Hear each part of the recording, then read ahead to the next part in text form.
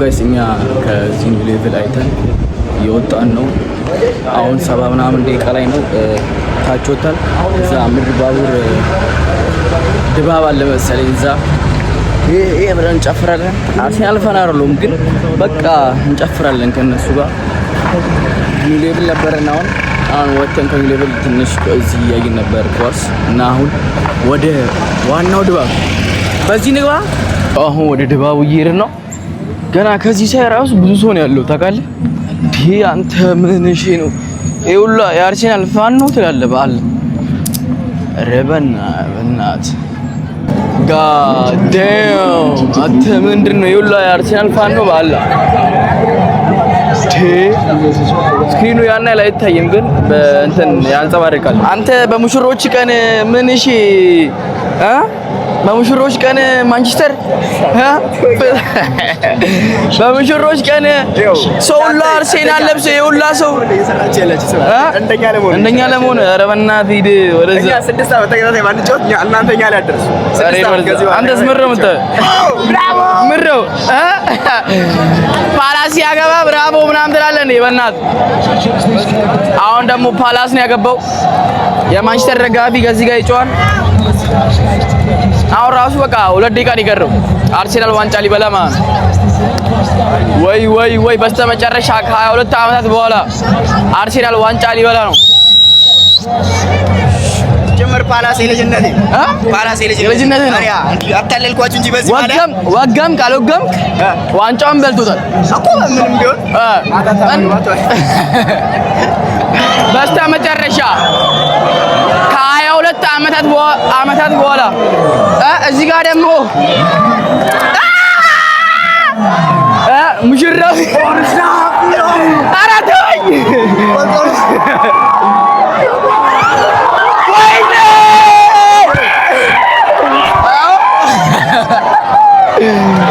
ከ22 ዓመታት በኋላ በእናትህ ይችላል አርሴ ይችላል አርሴ ይችላል አለቀ። አርሴናል አነሳው ዋንጫው።